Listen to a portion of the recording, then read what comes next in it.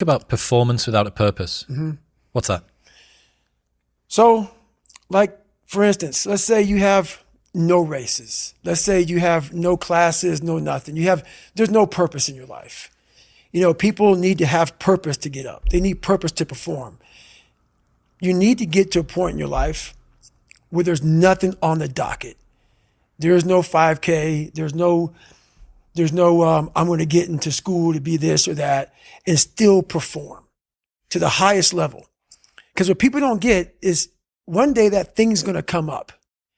And if you're not constantly performing without purpose, you're not going to be ready when the time comes. It's this magical thing, purpose, that we're all looking for. But what's funny about it all is that we need these things to perform.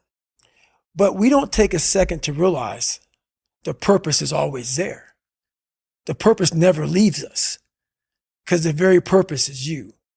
You are always the purpose.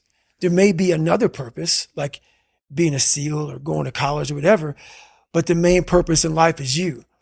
So if you wake up in the morning and you don't want to do something, you don't care enough about yourself. And that's what you need to really research is, man, why am I not doing this for myself? Because that is the number one purpose in life, is to better oneself. So that's the only purpose I fucking need. So the reason I get up every day, even though there's no race or there's no school, or there's nothing in front of me, is because I have pride in myself. But where do you go to? You wake up on a morning, it's cold, it's wet, it's dark, you've got no cartilage in your knee, you've got shitty shorts, whatever it is that's the issue today. Keep talking. You've got these problems, right? I need you to keep talking about what you were just saying. It's warm on the couch. That's Your it. missus says stay in That's bed. it. It's comfy. That's it's cozy. That's You've got it. work later on. You had an argument last night. You're slightly it. hungover. Because I know every motherfucker ain't going to do what I'm going to do. So this is how you level up. That's how you level up. I know there's a whole bunch of people with that right there. That fires me up. That makes me fucking happy, what you just said. That brings joy to my life right there. Why? Because I know there's so many people that have the ability and just refuse to get off that couch. Refuse to study a few more hours. Refuse to go deeper, to go further. And that's where I gain the advantage. It's so easy to be great nowadays, my friend, because most people are weak. Most people don't want to go to that extra mile. Most people don't want to find that extra because it sucks. It's miserable. It's lonely. You talk about that you were kind of, lonely by yourself. I was the same way. And that used to hurt me growing up. Now I fucking thrive in that shit. That's the only place to be. Well, that was one of the things that is so surprising about growing up through difficulty. So loneliness is one example, right? Mm-hmm. Growing up as a lonely kid. What you realize is a lot of the things that you feared or hated or were embarrassed about as a child end up being the genesis of the things that you're most proud about as an adult. Mm-hmm. So the fact that you can work and thrive in solitude gives you the opportunity to be able to move to America and start a podcast, or decide to do Hell Week 3 times in a row, or it doesn't matter how long or dark the course is, you're just going to stay. Mm-hmm. The fact that you were forced to be vigilant and to assess people, to work out what's going on when you became an adult, allows you to detect the vibe and the energy of whoever it is that you're speaking with, and know that this person's someone that I want to hang with and this person's somebody that I don't. Right. All of the things. In fact, I would go as far as to say there's not one thing in my life that I see as a pure advantage that doesn't have a dark side to it that came about at some other point as well. Right. So one of the reasons that I spent so much time as a kid in my bedroom listening to audio tapes, because I didn't have anyone to play with, right? Only child, a little bit sort of unpopular. Right. So I'd be in my bedroom listening to audio tapes, and we'd go to the library every 2 weeks and we'd take the tapes back and we'd get new tapes and I'd bring them and listen to them again. Right. But you roll the clock forward 20 years and what's the 2023 version of an audio tape? It's a podcast. It's a podcast. That's right.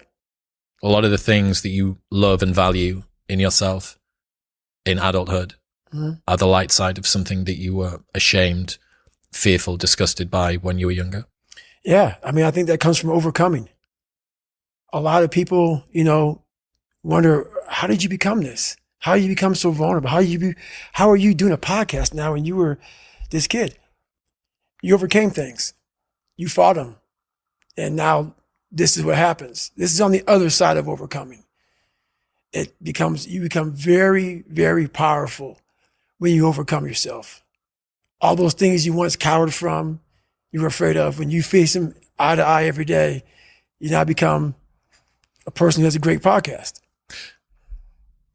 Let's say that there's someone listening who resonates with what you're talking about. You know, they've been through trauma, they've been through hard times, but they keep breaking promises to themselves and they're struggling to get off the couch and they're having a pity party. How can they stop feeling sorry for themselves?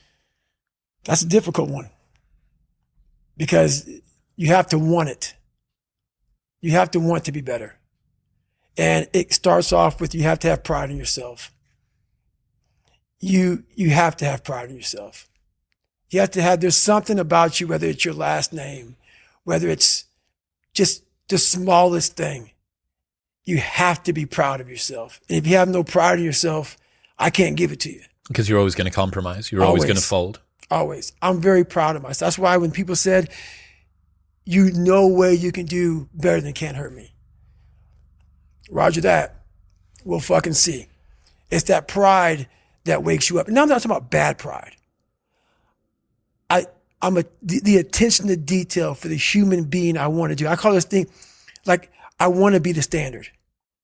I want to be that guy. Like, every place I went in the military, there was this ethos about how this place is, how we're going to live, how we're going to represent ourselves.